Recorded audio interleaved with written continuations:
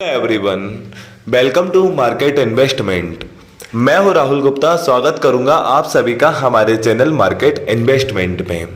दोस्तों, आज हम बात करेंगे गोल्ड के बारे में। आज बात करने वाले हैं सिल्वर के बारे में।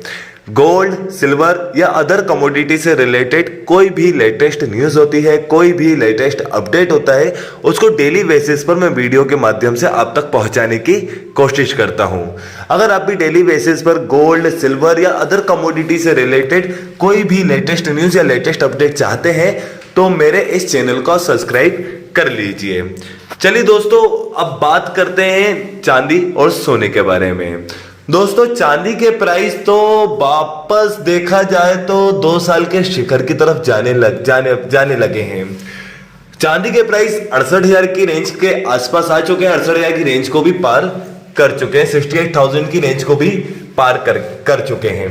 इसके पहले अगर चांदी के प्राइस देखा जाए तो पिछले 2 सालों का जो हाई था, रूस और यूक्रेन की जब वार हुआ था, उस समय चांदी ने 73,000 रुपए के लेवल को हासिल किया था। और इस बार देखा जाए तो वापस चांदी के प्राइस 68,000 को क्रॉस कर गए हैं। तो भाई, इतनी ज्यादा तेजी आने का कारण क्या है? क्यों इतनी ज्यादा तेजी निकल कर आ रही है चांदी के भाव के अंदर?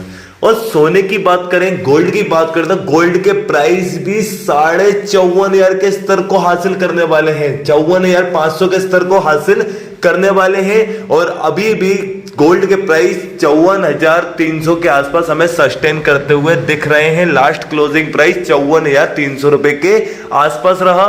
काफी बड़ी तेजी हमें चांदी और सोने दोनों के अंदर देखने को मिली है।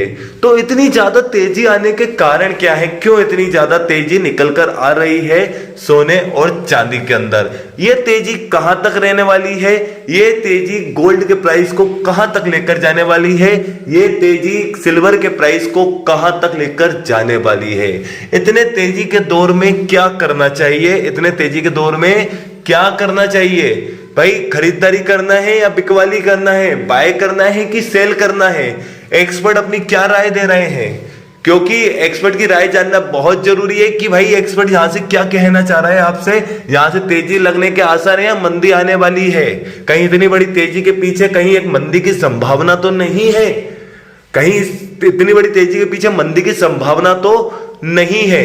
क्योंकि मेरे पास लगातार बहुत सारे लोगों के मैसेज हैं जो लगातार मुझसे पूछ रहे हैं कि उन्होंने चांदी को 58,000, 60,000, 62,000, 65,000 से सेल की पोजीशन बना रखी है। तो ऐसी कंडीशन में क्या करना चाहिए? कई लोग तो स्टॉप लॉस भी नहीं लगाते हैं। मैं लगातार आप लोगों से बोलता हुआ आ रहा हूं कि भाई, इस मार्केट के अंदर स्टॉप लॉस होना बहुत जरूरी है। बिना स्टॉप लॉस मार्केट के अंदर काम ना करें। तो दोस्तों, सबसे पहले तो हम तेजी का कारण जानने वाले हैं। उसके बाद एक्सपर्ट अपनी क्या राय दे रहा है उस राय को भी जानने वाले हैं। दोस्तों, चांदी और सोने के अंदर सबसे बड़ा जो तेजी का कारण जो है, सबसे ज्यादा जो तेजी का कारण है, वो इन्फ्लेशन का कम होना है, महंगाई का कम होना है, मुद्रास्फीति का कम होना है। अमेरिका, दुनिया की सबसे बड़ी अर्थव्यवस्था अमेरिका, यूएस, 40 साल की सबसे हाई महंगाई दर से गुजर रहा था।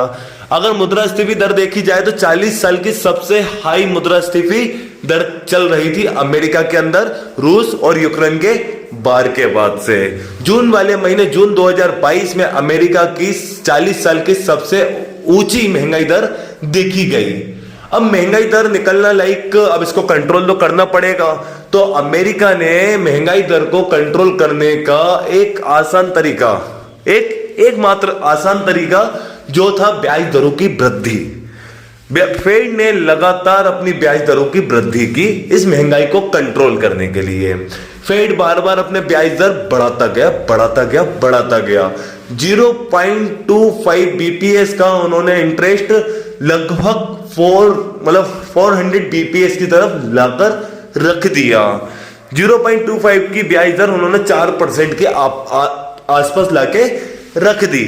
लगातार चार बार 75 बीपीएस की ब्याज दरें बढ़ाई। जून वाले महीने से लगातार नवंबर तक 4 बार 75 बीपीएस ब्याज दर लगातार बढ़ाई, जिससे पूरा मार्केट मतलब पूरा मार्केट हिल गया, क्योंकि बहुत ज्यादा आक्रामक कदम थे कि 25 पैसे का ब्याज 4 रुपए कर देना। फेड का बहुत आक्रामक कदम था महंगाई को कंट्रोल करने का। तो महंगाई को कंट्रोल करने का एकमात्र आसान तरीका जो उनको लगा वो उन्होंने किया।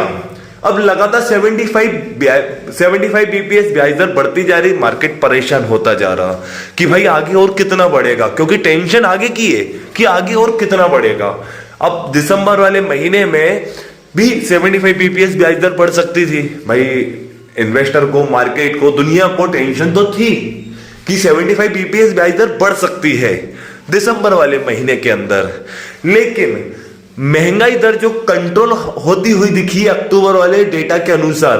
अक्टूबर वाले महीने का जो डेटा नवंबर में निकल कर आया है, काफी ज्यादा कंट्रोल हमें देखने को मिला है। इन्फ्लेशन मतलब रेट के अंदर, महंगाई दर के अंदर काफी अच्छा कंट्रोल हमें देखने को मिला है। और लगातार मजबूत अमेरिकी डेटा जो निकल कर आ रहे हैं, जैसे सीपीआई डेटा, पीपीआई डेटा और इन्फ्लेशन वगैरह वगैरह, लाइक पैरोल डेटा, बेरोजगारी डेटा, जॉबलेस डेटा, बहुत सारे डेटा जो पॉजिटिव निकल कर आए हैं। तो ये पॉजिटिव डेटा सिर्फ एक ही साइन करते हैं, एक ही तरफ इशारा करते हैं कि महंगाई दर के अंदर कंट्रोल होता हुआ दिख रहा है। महंगाई दर पे कंट्रोल होता हुआ दिख रहा है। अब जैसे ही महंगाई दर पे कंट्रोल होता हुआ दिख रहा है, तो अब फेड अपने आक्रामक कदम कम उठाएगा या तो नहीं उठाएगा। तो दिसंबर वाले महीने के अंदर जो फेड की मीटिंग होने वाली है, उसमें 75 बीपीएस ब्याज दर बढ़ने की जगह 50 बीपीएस या 25 बीपीएस तक ब्याज दर बढ़ने की संभावना है। छोटी ब्याज दर या तो 25 या 50, 75 नहीं। तो छोटी ब्याज दर वृद्धि, मतलब एक छोटी सी ब्याज दर की वृद्धि होने का अनुमान लगाया जा रहा है, जिसमें मार्केट ने देखा कि भाई फेड जो आक्रामक कदम उठा रहा है, उसमें कहीं ना कहीं मतलब आक्रामक कदम उठाने से रुक रहा है। तो मार्केट का सेंटीमेंट काफी अच्छा पॉजिटिव हुआ। लगातार मैं आप लोगों से कह रहा था कि मार्केट के अंदर नेगेटिव न्यूज है। 55,000 के भाव में, 52,000 के भाव में सिल्वर खरीदने का भाव है, 50,000 के भाव में गोल्ड खरीदने का भाव है। मार्केट में एक पॉजिटिव न्यूज आग लगा देगी। मैंने पिछली 50 वीडियो में आपसे बोला है, पिछली 50 वीडियो में लगातार बोला है कि इन्वेस्ट करने का बहुत अच्छा मौका है। जिसने भी मेरी बात सुनकर 55,000 रुपए के भाव में सिल्वर या 52,000 के भाव में सिल्वर रखी होगी, आज सिल्वर के भाव आपको काफी अच्छे देखने को मिल रहे हैं, काफी अच्छे। क्योंकि मैंने कहा था ट्रेडर का मार्केट नहीं है, यह ओनली इन्वेस्टर का मार्केट है। जिसने सस्ते रेट पे इन्वेस्ट करके रखा है उसको काफी अच्छे फायदे हो रहे हैं, क्योंकि चांदी के अंदर काफी बड़ी तेजी है। पिछले एक महीने के अंदर चांदी के अंदर 10 से 12 हजार अंकों जितनी तेजी देखने को मिल रही है, और सोने के प्राइस के अंदर भी लगभग 4 से 4.5 हजार अंकों जितनी तेजी हमें दिख रही है। काफी बड़ी तेजी। अब तेजी तो आ गई है, तो दोस्तों अब इसके बाद क्या करना? अब तो तेजी आ चुकी है, अब सवाल इसके बाद का है, इसके बाद क्या करना है। देखिए दोस्तों, तेजी आने का एक कारण और है कि जैसे जैसे ब्याज दर बढ़ रही थी फेड की तरफ से, वैसे वैसे डॉलर इंडेक्स बढ़ रहा था, डॉलर को बढ़ावा मिल रहा था वैसे वैसे बराबर। डॉलर इंडेक्स अपने 20 साल के सबसे ऊंचे स्तर पे आ गया था, शिखर पे आ गया था। 114 रुपए से भी आगे निकल गया था डॉलर इंडेक्स। अब डॉलर इंडेक्स का बढ़ना कहीं ना कहीं कीमती धातुओं का गिरना है, क्योंकि दोनों चीजें एक दूसरे से बिल्कुल विपरीत हैं। अगर डॉलर इंडेक्स बढ़ता है तो कीमती धातुओं के अंदर गिरावट आती है, जैसे कि लाइक गोल्ड एंड सिल्वर। सोने और चांदी के भाव के अंदर गिरावट आती है, डॉलर बढ़ता है तो। अब डॉलर गिरता है तो सोने और चांदी के भाव में तेजी रहती है। ऐसा अक्सर होता है और हमेशा ही होता है।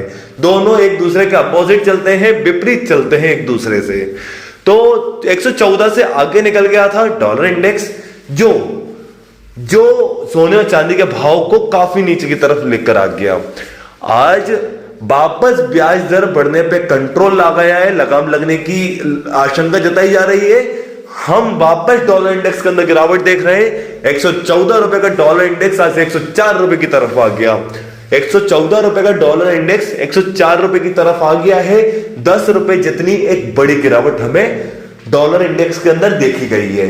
अब डॉलर इंडेक्स के अंदर गिरावट आई है तो सोने और चांदी को भागना चाहिए, और देखो कहां भाग रहे हैं। सोना देखो 54,000 को पार कर गया, चांदी 68,000 को पार कर गई, क्योंकि एक दूसरे से बिल्कुल विपरीत चलते हैं। लेकिन कई एक्सपर्ट का अभी भी मानना है कि इस साल के अंत में डॉलर इंडेक्स ही जीत सकता है, क्योंकि गोल्ड और डॉलर इंडेक्स में कहीं ना कहीं हम एक की ही जीत देख पाएंगे। तो कई लोगों का मानना ऐसा है कि 2022 के अंत में डॉलर इंडेक्स की जीत हो सकती है। अभी भी डॉलर इंडेक्स को हवा मिल सकती है, अभी भी, क्योंकि फेड की मीटिंग अभी तक हुई नहीं है। एक अनुमान है ओनली कि फेड छोटी सी ब्याज दरों की वृद्धि करेगा। फाइनल होगा 15 तारीख को। 14 तारीख बुधवार रात को 12 बजे, यानी 15 तारीख लग जाएगी, तो 15 तारीख बुधवार रात को 12 बजे आपको पता चल जाएगा फेड ने क्या निर्णय लिया है, कितनी ब्याज दरों की वृद्धि की है, मार्केट ने क्या रिएक्शन दिया है, मार्केट क्या कर रहा है। क्योंकि छोटी ब्याज दरों की वृद्धि का एक अनुमान ही मार्केट को बहुत हवा देकर चला गया, मार्केट ऑलरेडी बहुत बुलिश हो चुका है।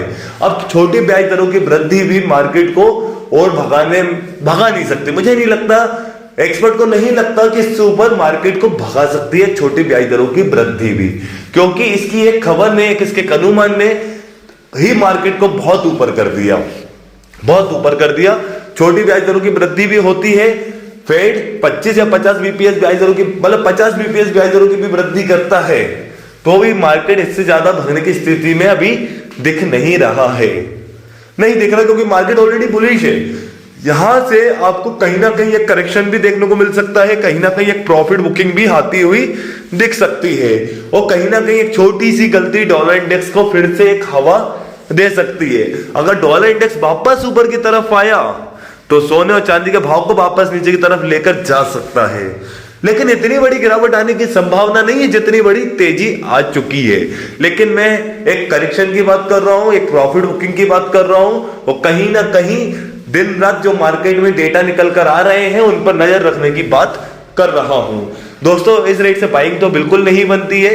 बाइंग करने से अच्छा है कि आप तो थोड़ा सा मार्केट के अंदर अभी और इंतजार करें, सेलिंग पोजीशन भी अभी ना बनाएं, क्योंकि फेड की मीटिंग होना है बुधवार रात को, जिसमें फेड क्या निर्णय लेने वाला है और मार्केट क्या रिएक्ट करता है वो देखना बहुत जरूरी है, मतलब बहुत ज्यादा जरूरी है।